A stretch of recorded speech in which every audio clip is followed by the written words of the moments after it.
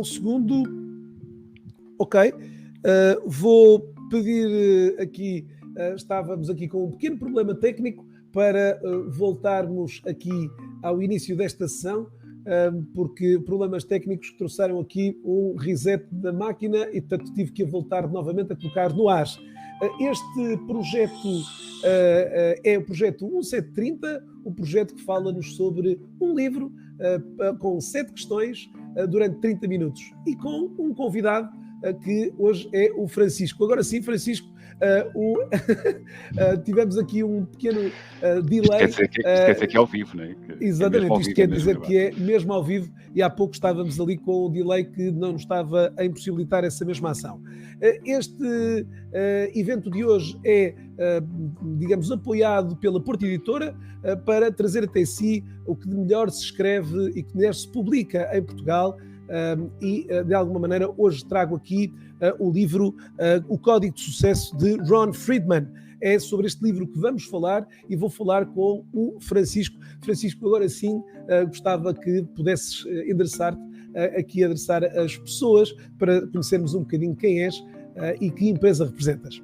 Muito bem, muito obrigado. Agora sim então, eu sou o Francisco Almada Lobo, sou CEO da Critical Manufacturing, que é uma empresa que tem uma história curiosa. Tem um grupo de pessoas que estava ligada a uma empresa que era a empresa chamada Qimonda Portugal, que entrou em insolvência em 2009, e nessa altura eu, com um conjunto de pessoas, resolvemos que havia espaço para criarmos uma empresa de raiz na área de software, numa altura muito crítica. Relembro que 2009 foi uma altura de uma crise económica bastante forte, e resolvemos criar uma empresa que criasse um produto de raiz na área industrial, portanto, de gestão industrial, para indústrias muito avançadas, indústrias nas áreas de semicondutores, eletrónica, dispositivos médicos, etc. Pronto, depois, enfim, criámos essa empresa nessa altura. Fomos à procura de investidores, enfim, tal um bocadinho como se faz hoje, mas se calhar um bocadinho mais cedo do que a maior parte das empresas ligadas a estas ondas das startups fizeram. E a empresa que apostou nesta altura neste projeto foi a empresa Critical Software, daí que nós nos chamássemos Critical Manufacturing desde essa altura.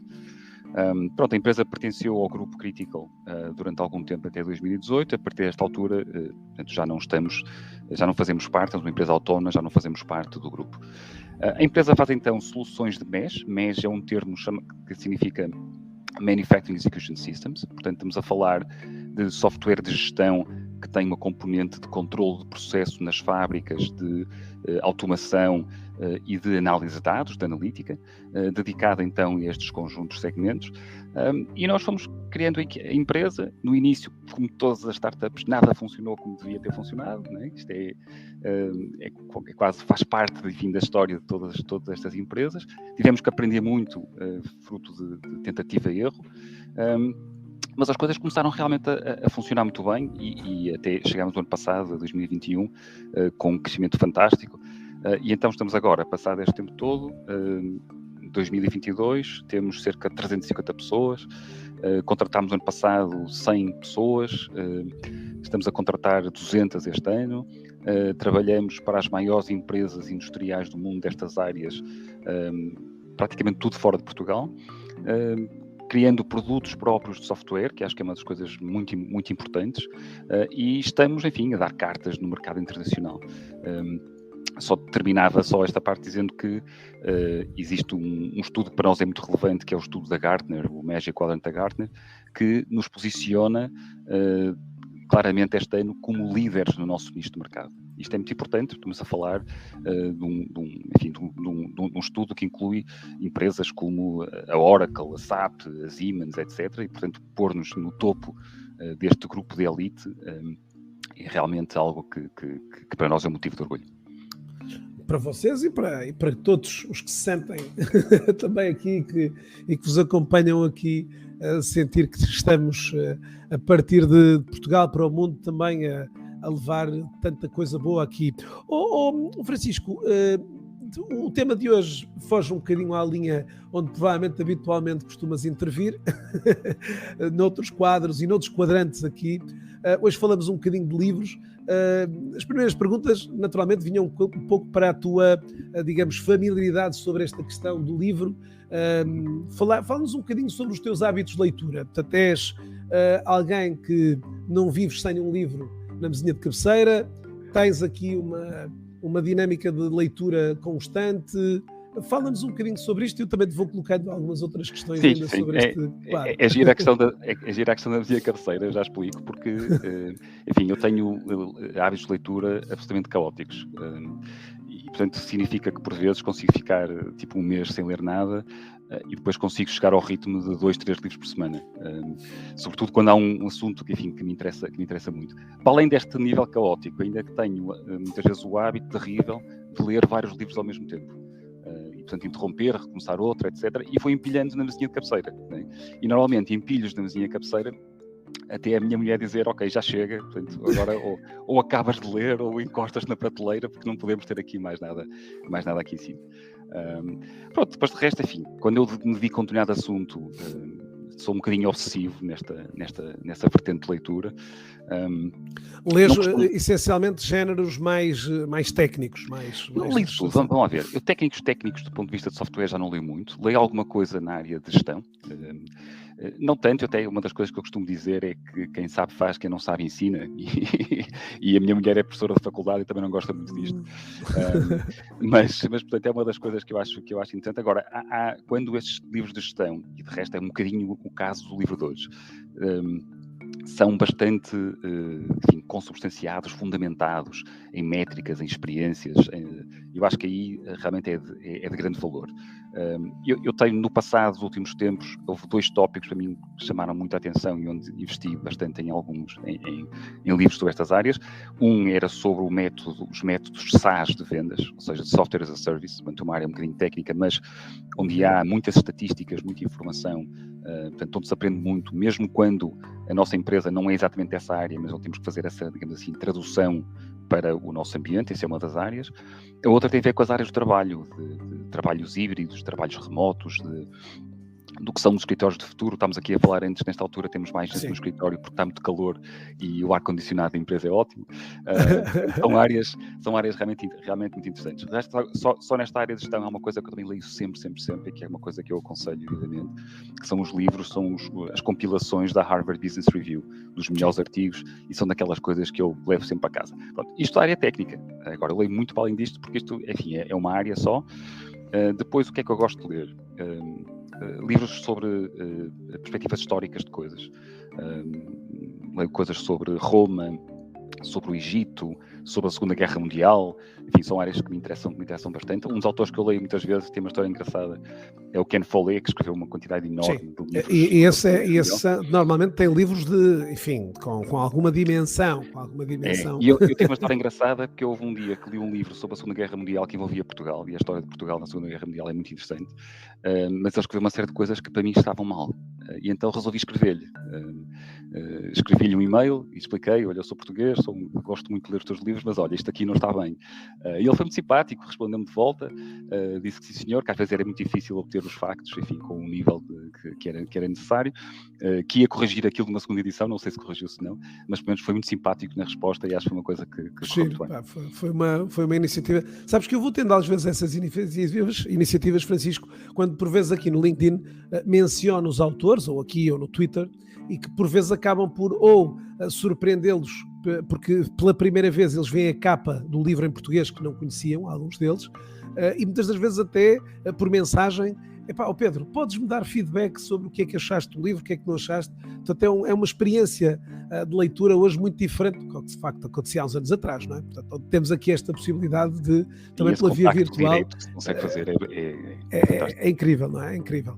Olha, nesse sentido, perguntava-te, tens sido mais continuas fã do livro físico ou o mundo dos livros, dos e-books e até mesmo dos audiolivros te têm seduzido nos últimos tempos? Já experimentei tudo. Não fiquei fã dos audiolivros, porque acho que uma das coisas que é muito importante na leitura é nós conseguirmos adaptar a leitura ao nosso ritmo. Todos nós temos um ritmo diferente de leitura e o audiolivro não permite isso. ou seja, aquilo é um ritmo permanente e, portanto, acho que não permite esse que é um dos graus de liberdade que para mim são mais importantes. E depois não há nada que bata o livro físico, quer dizer, eu tenho e-books, readers, etc., que tentei usar durante algum tempo, acabaram por estar todos empilhados, quase sem bateria, que é como estão neste momento, e acabo de ter livros físicos, o que é uma chatice, porque tenho livros um bocado por todo lado, não é? Claro. Eu, aliás, tenho e dava jeito, pelo menos tenho os livros postos em casa e às vezes que até há algumas coisas engraçadas. Por exemplo, uma das áreas que eu gosto muito de ler é sobre livros políticos. E às vezes estudo determinados assuntos. E no outro dia até uns amigos do meu filho vieram dizer: o teu pai deve ser comunista, porque eu encontrei um conjunto de livros que eu li livros sobre o Álvaro Cunhal, a trilogia escrita por Pacheco Pereira, tinha livros sobre o Mao Tse-tung, etc. E eles lá acharam aquilo. Claro que não, depois tenho outras coisas, leio sobre o salzarismo, sobre a Segunda Guerra Mundial, sobre os nazis, sobre tudo, enfim, leio um bocadinho sobre todas essas áreas. E depois já agora mais uma coisa que normalmente não se enquadra nesta perspectiva de literatura, que é a banda desenhada, que é uma coisa que para mim também é muito interessante, desde autores clássicos, Hugo Pratt, Bilal, Frank Miller, enfim, são coisas que eu leio regularmente e também tenho uma coleção bastante interessante. Sim, a banda desenhada que nós aqui em Portugal, muitas das vezes, eu diria que é aqui um pequeno nicho, este nicho adulto que consome banda desenhada. Eu, de facto, das vezes que cruzei para outros países, nomeadamente a França, e perceber que em algumas das grandes livrarias há uma secção gigantesca povoada de livros de banda desenhada para adultos, não é? E com, de facto, uma tribo muito, muito peculiar ali também naquele contexto e coisas muito fantásticas que se vão fazendo. Curiosamente, tenho visto neste momento já em Portugal, e eu não sei há quanto tempo é que esta iniciativa tem acontecido, as primeiras mangas em português, não é? Portanto, um modelo de banda desenhada, para quem não está tão familiarizado, aqui com uma chancela japonesa e que de alguma forma também muito, muito interessante. Francisco, dentro desta, eu já agora lancei aqui o desafio para quem nos está a ouvir, escreva aqui nestes espaços os livros que estão neste momento a ler e que de certa forma podem também servir de inspiração a outras pessoas aqui. Francisco, antes deste livro, o que é que estavas a ler, dentro dessas várias leituras? Eu estou a ler duas coisas ao mesmo tempo, lá está. Claro. E estava a ler de um dos últimos assuntos que me interessou, que foi o assunto da Rússia. E, portanto, eu estou a ler A Rússia de Putin, que é um livro que, no fundo, explica um bocadinho desde a infância de Putin e todo o ambiente que levou à personagem que nós vemos hoje.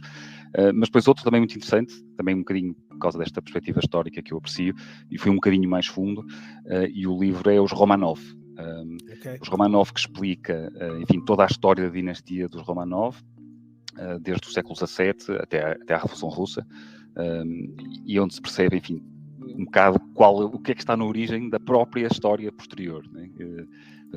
Foi a minha último conjunto de iniciativas, são esses dois livros que tenho neste momento em cima estava toda a gente à espera de uns grandes livros técnicos e afinal vieram aqui uns livros... Não, nada disso.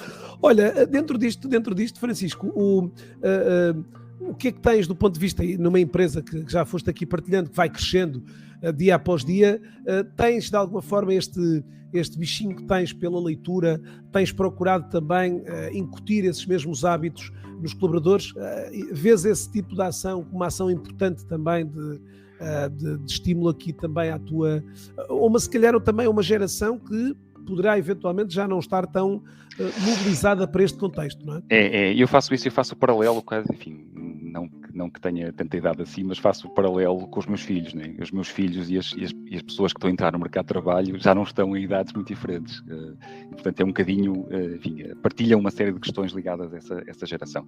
Pronto, aqui dentro de Portas, acho que se calhar nem sempre fizemos muito por isto. Temos a nossa biblioteca, nós até recentemente passámos a nossa biblioteca aqui para um outro sítio mais agradável, e portanto é uma coisa que estamos a tentar fazer, até porque uma das coisas que eu tento incutir nos meus filhos e até nas próprias pessoas cá é que o conhecimento, a leitura é um conhecimento que exige algum esforço, né?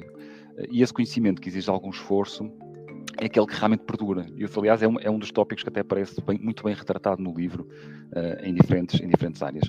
Mas é tudo o resto, é o esforço que é necessário, é a questão da criação do ambiente, não é? Nós, quando lemos um livro, temos que imaginar tudo aquilo que se passa à volta, não é? E nós, quando vemos um filme, não há espaço para nada, não é? Está tudo preenchido, então, a banda sonora está preenchida, o cenário está preenchido, não temos que imaginar nada, não é? Quando estamos a escrever um livro, nós fazemos essa construção toda na nossa cabeça e depois lá está a questão do ritmo. Eu acho que são hábitos muito importantes. Tento passar um bocadinho isto. Passo às vezes para as pessoas, eu ofereço alguns livros aqui de aumentar as técnicas, sobretudo quando tenho algumas ideias malucas numa determinada direção. Começo para aqui a disparar livros. Mas de facto é uma coisa que eu acho que, até se calhar um bocado agora como consequência desta atividade, retomar um bocadinho essa atenção que nem sempre aconteceu, de tentar espalhar estes hábitos de leitura pela própria empresa. Boa. Ora bom, estamos à conversa, se entrou agora a meio e disse o que é que está ali o Pedro Caramês a falar com alguém. Estamos a falar sobre o Código de Sucesso, ou vamos começar a falar sobre o Código de Sucesso de Ron Friedman, um livro com a chancela da Porta Editora, Ideias de Ler. Juntei o Francisco da Critical Manufacturing para podermos aqui bater algumas bolas aqui sobre este livro. E vamos precisamente começar aqui Francisco, quando há primeiro o impacto, achaste, ora bem, vem mais aqui um livro de receituário, de autoajuda. O que é que te pareceu o livro? Primeiras impressões do livro são sempre importantes. Atenção que eu quero, deixa eu só deixar aqui um disclaimer, quer eu, quer o Francisco, não somos críticos literários, nem queremos, obviamente, tirar esse estatuto a ninguém. Estamos apenas a deixar aqui, obviamente, um contributo também e, portanto, não o contexto agora que segue não tem esse foco, com certeza, aqui. Bom, havendo sempre esta questão do livro de autoajuda, eu acho que isto é um livro, digamos assim, de gestão, embora de aplicabilidade mais alargada do que propriamente só na gestão de empresas, digamos assim. Portanto, tem a ver pode ter a ver com a gestão profissional, até com a gestão pessoal, de interesses pessoais nossos, mas é um livro, como estávamos até a falar em off antes, é um livro de gestão escrito para engenheiros. E porquê? Porque, no fundo, tenta-nos convencer que é um livro, o autor tenta-nos convencer que há um caminho para o sucesso, e que há um caminho para o sucesso que vai para além daquela dicotomia habitual de só se consegue sucesso por trabalho árduo ou por um talento inato. E aqui o que ele diz é, não, há uma terceira via. Né? Há uma terceira via e eu vou dar-vos o algoritmo. É isto que acontece no livro, é isto. Portanto, eu vou dar-vos o algoritmo, são estes os passos que vocês têm que dar para conseguirem o sucesso, e na gênese disto está uma coisa que é traduzida do inglês de reverse engineering, também estávamos um bocadinho a falar sobre isso, para engenharia reversa, mas, portanto, na base está o conseguirmos olhar para diferentes casos de sucesso e tentarmos encontrar o que são os padrões escondidos que tornam esses casos de sucesso e o modelo como vamos tentar replicar, melhorar, preparar, registar, etc., para conseguirmos chegar a melhores resultados. Eu acho que é muito interessante. Ele não é engenheiro, portanto é um psicólogo, não é?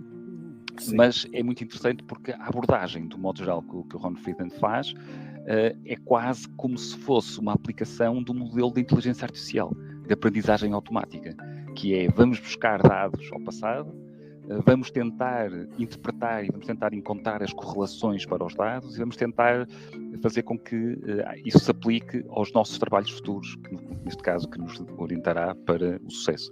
Portanto, é um livro que tem essa perspectiva, tem essa dinâmica. Francisco, achei curioso o primeiro livro dele ser justamente um livro que também tem aqui, nos dias que correm, algum contexto interessante, não é? Também está relacionado. A questão do livro de 2014, aliás, em 2014 não imaginava ele a mudança, digamos assim, estrutural que estaria para vir aqui com tantas novidades e, portanto, um livro anterior que se calhar muito atual, eu diria aqui também que ele acabou por colocar. Olha, o livro, como estavas a dizer aqui, parece quase trazer o terceiro segredo de Fátima, não é? Portanto, muitos normalmente que arriscam aqui, lá está, temos aqui as duas grandes fações, digamos assim, lá está, o que... aliás, às vezes esta conversa, se te recordas, muitas das vezes vem quando se fala do Cristiano Ronaldo e do Messi, no fundo, que vem aqui a discutir, o Ron Friedman diz, não, espera lá, se calhar há aqui outra via que podemos aqui avaliar sobre isto. Olha, o livro está dividido em 2 partes. Gostava também de salientar aqui, desde já, que estamos a oferecer 2 exemplares destes. A Porta Editora está, ao juntar-se aqui também a esta iniciativa, e portanto esta iniciativa decorre já há 2 anos, tendo já sido oferecidos mais de 100 livros aqui a tantas pessoas, aqui aliás, tendo já inclusivamente até voado alguns livros para fora do país, portanto exatamente neste incremento e neste, digamos, estímulo e incentivo aqui para a arte também de bem escrever. Estava eu a dizer que vamos oferecer 2 exemplares, para isso é apenas necessário captar aqui uma imagem, aqui colocá-la nos meios digitais, no Instagram ou no LinkedIn, com a chancela ali daquele hashtag, para que possamos rapidamente identificar de alguma forma as pessoas que o fizeram e podermos oferecer no final desta semana, digamos, provavelmente já na próxima semana, terá este livro aqui numa boa... Francisco, será que esta será uma boa escolha de livro para o verão, que agora se aproxima aqui em Portugal, para os leitores que estejam aqui entusiasmados numa fase de silly season, onde também estão à procura de alguns insights sobre livros? Eu acho que sim, eu acho que esse é um dos hábitos que eu tenho, que é ir a livrarias 1 ou 2 fins de semana antes de começar o período maior de férias, e procurar um mix de livros, e todo contente com livros debaixo do braço, e normalmente procuro um mix de diferentes tópicos, né? Tópicos de acordo com tais interesses todos diferentes que tenho, e em que normalmente faz parte algum mais desta área de gestão. Eu acho mais uma vez muito interessante, acho que é uma belíssima escolha, até porque é uma coisa que ele faz de forma magistral, que é, apesar do livro seguir então a tal perspectiva do algoritmo, em que ele vai explicando o algoritmo ao longo do tempo, ele fala sendo um storyteller, né? Portanto, ele é um indivíduo que consegue, para cada exemplo, para cada coisa que está a demonstrar, traz 1, 2, 3, 4 exemplos, e sobretudo de áreas totalmente diversas, né? Da área empresarial, das artes, da escrita, da música, do desporto, da culinária. Há um exemplo até do crime, que eu acho que é um exemplo genial, em que ele tenta desconstruir um criminoso famoso que assaltava bancos, e portanto tudo isto portanto, no fundo ele acaba por ter e encontrar estes exemplos todos, advogando uma aplicabilidade universal deste tipo de algoritmos, e portanto conseguimos sucesso, seja o sucesso empresarial, seja o sucesso profissional, seja o sucesso até numa área específica qualquer do interesse pessoal que nós tenhamos. Portanto, sim, acho que é um excelente livro de férias, e é algo que realmente pode ser acrescentado ao pack. Sim, aliás, o livro, e tínhamos também comentado isso em off, o livro de facto tem, para um livro com aproximadamente 255 páginas, 257 páginas, o livro tem quase mais de 60 páginas de referências bibliográficas, portanto, numa tentativa que o autor também quis de alocar menos achismo e mais factualidade e mais dados que, de certa forma, pudessem corroborar um pouco com muito daquilo que ele aqui apresentava, digamos assim, de princípios aqui no livro. E é um exemplo em que ele próprio, no fundo, acaba por ser o exemplo do que está a dizer, não é? Ou seja, ele vai desconstruir exemplos de sucesso, e depois mostra que é preciso também uma componente de muito trabalho. Este livro dá muito trabalho de fazer. Sim, no fundo, a quantidade de referências que ele obtém é uma coisa brutal. Sim, ora bem, acreditamos que, pronto, e dentro de ter sido alguém aqui com a área também pronto, académica, no fundo, por ser aqui um PhD, que tenha também já aqui uma costela bastante forte desse ponto de vista, não é? Francisco, notaste aqui, portanto, dentro daquilo que leste, retiveste aqui alguns aspectos que te transportaram também para o contexto da tua organização, e que de alguma forma viste neles aqui, ok, sem ter imaginado isto, sem ter lido isto antes, a forma como nós em determinadas equipas e projetos fizemos, parece-nos um bocadinho na linha de que... Eu acho que esse é a componente mais interessante deste tipo de livros, não é? Ou seja, é conseguirmos relacionar com aquilo que é o nosso dia-a-dia, com aquilo que é o nosso histórico, o que é que fizemos, o que é que devíamos ter feito. E, portanto, são todas essas questões. Portanto, eu, na altura, enfim, na empresa e, sobretudo, lançando um negócio novo, tentar perceber o que funciona faz parte do nosso dia-a-dia, tentar perceber que exemplos é que vamos buscar, o que é que vamos procurar copiar, digamos assim, não é? Isto copiar tem muito que se lhe diga, não é? No copiar é uma coisa, já agora uma história engraçada, que é, eu, a primeira vez que fui à China, nós temos também uma empresa na China. Por acaso agora não consigo ir à China nos últimos 2 anos, por causa da pandemia, porque me obrigam a fazer uma quarentena enorme, mas antes ia lá regularmente. E os chineses têm esta coisa de dizerem que a cópia é um tributo ao autor original. Sim. Ou seja, não é uma cópia. E nós levamos isto muito para o lado da cópia chinesa, não é? Mas há alguma lógica por trás disto, não é? Ou seja, dá tanto trabalho perceber e copiar, que acho que é algo que aliás, o autor diz não imite, evolua, não é? Isso mesmo, porque depois o ponto seguinte é, no fundo, pegar naquilo, adaptar a um contexto diferente, acrescentar as camadas de criatividade, de inovação por cima das ideias que já existem, mas fazer essa variação, tentar obter... É um bocado como estávamos a falar um bocadinho agora na questão da literatura, de ir buscar não apenas livros técnicos, mas ir buscar experiências vindas de outros lados, não é? Um exemplo que aparece no livro é, por exemplo, os filmes da Marvel serem feitos por pessoas sempre diferentes que vêm de outros géneros cinematográficos, né? Para trazerem sempre qualquer coisa de novo. No fundo há um histórico, mas depois traz-se uma inovação por cima disso. Portanto, sim, acho que há aqui muitas visões. Há uma então que para mim é muito cara, que é a questão das métricas.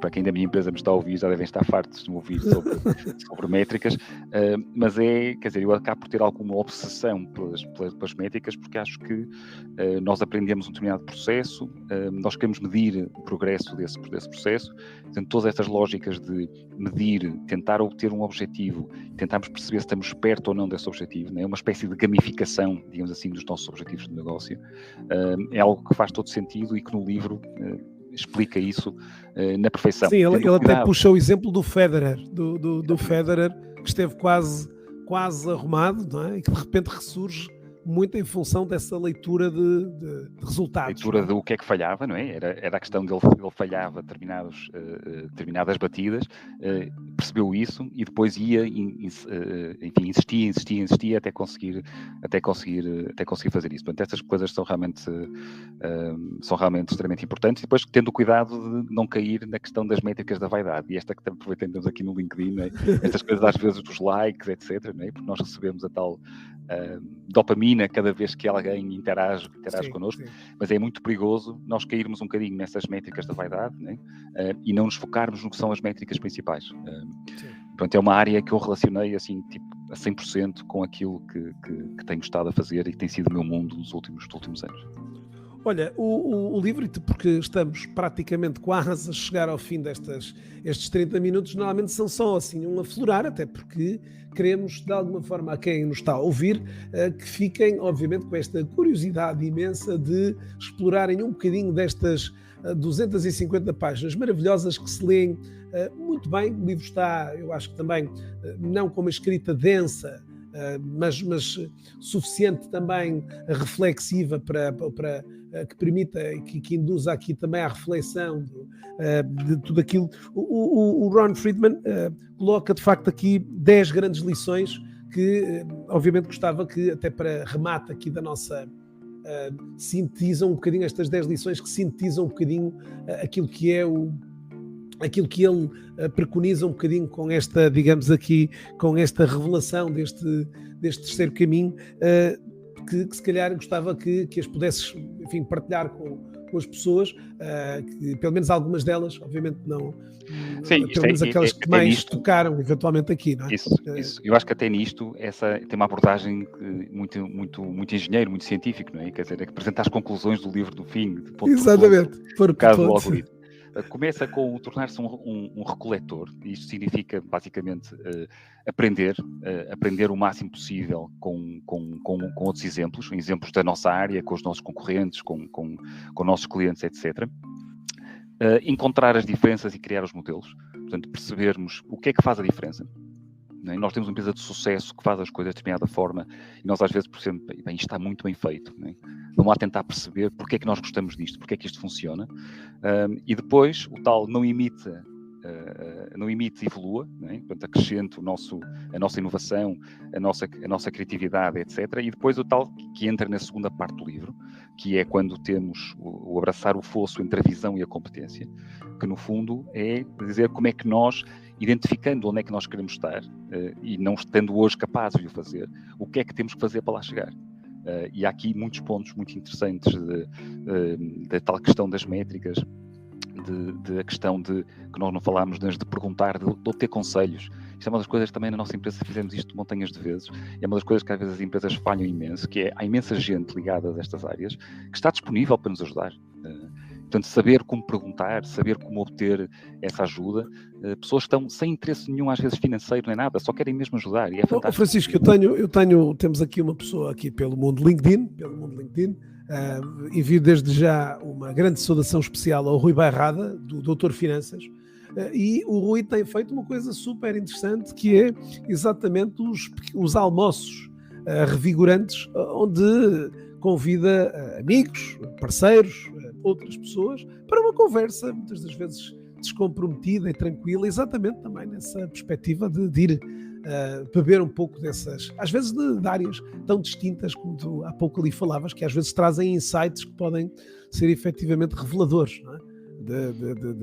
Ok, às vezes uma visão um bocadinho miúpica que temos e muito enviesada por estarmos muito envolvidos, né, nas áreas, e estas pessoas trazem-nos de facto aqui um ar fresco vindo de outras vertentes, não é? E às vezes a questão do saber, não é? Há um ponto do livro que eu acho que é genial, que é em que eles apresentam um estudo onde se tenta obter a correlação entre a proficiência, ou seja, entre as pessoas que sabem muito de um determinado assunto, e as capacidades de ensinar, as pedagógicas, e a correlação é zero. Não é baixa, é zero. Né? É zero. Outro aspecto que eu achei que é bastante muito curioso, bom, porque as pessoas que sabem nem sempre sabem explicar porque é que é assim. Isso temos muito, vivemos muito essa realidade em todas as áreas, transversal a todas as áreas. Depois ainda temos aqui alguns pontos também, praticamente aqui de fecho, que se calhar também, dentro desta linha segunda que tu estavas a dizer aqui, a questão do fosso entre a visão e a competência, as questões aqui as questões da aversão ao risco, que obviamente são aqui desafiadoras, não é? É muito importante isso também, porque no fundo o que é que o livro diz? Assim, nós temos que deixar as pessoas falharem, né? Temos que deixar as pessoas arriscarem, e não há outra hipótese de não fazê-lo. E nós nas empresas não estamos muitas vezes, a empresa como um todo até pode arriscar, as pessoas nas suas funções nem sempre podem arriscar. E a questão era que práticas, que técnicas é que podem ser usadas para que as pessoas arrisquem, mas o impacto seja reduzido. E aqui há um exemplo que eu gostei muito, eu adoro música, e é um exemplo que eu não conhecia, que era dos Rolling Stones, que quando queriam ensaiar um novo espetáculo, que davam um novo nome à banda, iam tocar para um sítio remoto qualquer, e chamavam-se os Cockroaches, nesse exemplo que aqui estava, e de repente iam dar um concerto e eram os Rolling Stones que estavam a testar um novo conjunto de canções, um novo espetáculo, portanto, testar sem o impacto total que teria brutal. Uma estreia em escala. E é um outro exemplo também muito giro que está no livro. Olha, basicamente rolamos aqui todo um conjunto de temas e mais alguns aqui que haveriam. Estamos a chegar ao fim desta rúbrica aqui do projeto 1730, que hoje trouxe aqui a este espaço o Francisco Almada Lobo, para falarmos sobre o Código de Sucesso. Estamos praticamente aqui na antecâmara das grandes férias, aqui pelo menos da população portuguesa, enfim, os portugueses que estão pela diáspora, portanto, a diáspora portuguesa que está espalhada pelo mundo, mas também aqui também muito da comunidade brasileira, angolana e moçambicana que nos acompanha, cabo-verdiana, que também de alguma forma poderá ser motivada e mobilizada para a leitura de um livro que pode de alguma forma ajudá-lo também aqui a ver uma outra, digamos aqui, um outro contexto e um outro caminho eventualmente interessante também para explorar. Francisco, queria-te agradecer muito este momento que aqui passamos. Deixei já Obrigado, aqui para quem quiser deixei também já o contacto, o perfil do LinkedIn do Francisco, da empresa também, para que queiram agora também, se quiserem se associar e acompanhar também o Francisco. Connosco vemos-nos para a próxima semana, onde seguramente teremos aqui mais livros, mais leituras, aqui mais desafios e quem sabe aqui o próximo livro não será seu. Não se esqueça que ainda estou aqui a aguardar a publicação para que lhe possa trazer aqui uma prenda especial antes do início das férias e que seguramente vai, digamos, degustá-la com muito interesse. Fiquem bem, um resto de um fim de tarde bastante quente aqui para esses lados. Já sabe, se depois também quiser voltar a ouvir, estará também amanhã disponível em podcast, no meu podcast Fala LinkedIn, onde também poderá acompanhar estas e outras sessões sobre o projeto 1730. Até mais!